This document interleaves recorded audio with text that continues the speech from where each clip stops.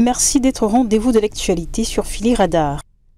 Kamala Harris deviendra la première femme présidente des États-Unis si elle est désignée par les démocrates comme candidate à la présidence des États-Unis et qu'elle remporte l'élection présidentielle du 5 novembre. En effet, après que le président américain Joe Biden a annoncé son retrait de la course à l'élection présidentielle du 5 novembre et son soutien à la candidature de la vice-présidente Kamala Harris, tous les regards se sont tournés vers cette dernière. Originaire d'Oakland, en Californie, Kamala Harris est née en 1964 d'une mère biologiste venue d'Inde pour ses études et d'un père noir, professeur d'économie, venu de Jamaïque pour ses études également. Harris, qui a étudié le droit à l'université et a travaillé comme procureur à San Francisco pendant de nombreuses années, s'est portée candidate au poste de procureur général de Californie en 2010.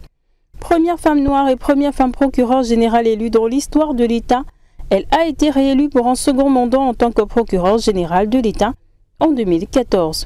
Lors de l'élection présidentielle de 2016, Kamala Harris est devenue la première sénatrice d'origine sud-asiatique et la deuxième sénatrice noire de Californie à entrer au Congrès. Harris a été candidate du Parti démocrate à l'élection présidentielle de 2020, mais elle a été éliminée lors des primaires. Puis Joe Biden, qui a remporté l'investiture du Parti démocrate, a annoncé le 11 août 2020 qu'il désignait Harris en tant que vice-présidente. Le 3 novembre 2020, les démocrates ayant remporté l'élection, Kamala Harris a prêté serment en tant que 49e vice-présidente lors de la cérémonie de passation des pouvoirs avec le président américain élu. Le 20 janvier 2021, Harris s'est rendue dans plus de 19 pays et a rencontré plus de 150 dirigeants au cours de sa vice-présidence. Elle a travaillé avec Biden pour développer l'emploi en investissant dans l'économie.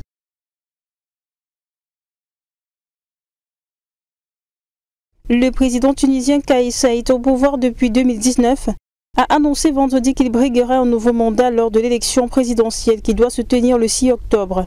J'annonce officiellement ma candidature à l'élection présidentielle du 6 octobre prochain pour poursuivre le combat dans la bataille de libération nationale, a déclaré Kais Saied, qui accapare les plans pouvoir depuis un coup de force de l'été 2021. Il a affirmé dans une vidéo diffusée par la présidence répondre à l'appel sacré de la patrie. J'appelle tous ceux qui s'apprêtent à parrainer des candidats à se garder de toutes sortes de malversations, a-t-il ajouté. Je les appelle aussi à n'accepter aucun centime de la part des personnes, et s'ils le font, je ne leur pardonnerai jamais. Le Kenya est touché depuis le 13 juin par des manifestations à l'origine dirigées contre un projet de budget prévoyant de nombreuses augmentations d'impôts et finalement retiré par le président Ruto devant l'ampleur de la mobilisation. Les rassemblements ont viré au chaos le 25 juin lorsque des manifestants ont pris d'assaut le Parlement, suscitant une réaction policière jugée musclée. Selon une organisation officielle de défense des droits humains, au moins 50 personnes ont été tuées depuis le début des rassemblements. Malgré l'annonce du retrait du projet de budget, des centaines de manifestants continuent de se rassembler à travers le pays pour demander le départ du président. Le président kényan William Ruto a déclaré dimanche que son gouvernement n'autorisera plus les manifestations violentes qui ont provoqué des souffrances indicibles dans plusieurs régions du pays. Le chef de l'État, qui fait face à d'intenses pressions de la part des jeunes manifestants, qui lui demandent de renoncer aux impôts élevés, de réduire le gaspillage et de lutter contre la corruption, a affirmé que le gouvernement prendra les mesures strictes pour protéger la vie et les biens de tous les Kenyans et a assuré au peuple qu'une sécurité solide a été mise en place pour garantir qu'aucun groupe ne menace la paix culturelle.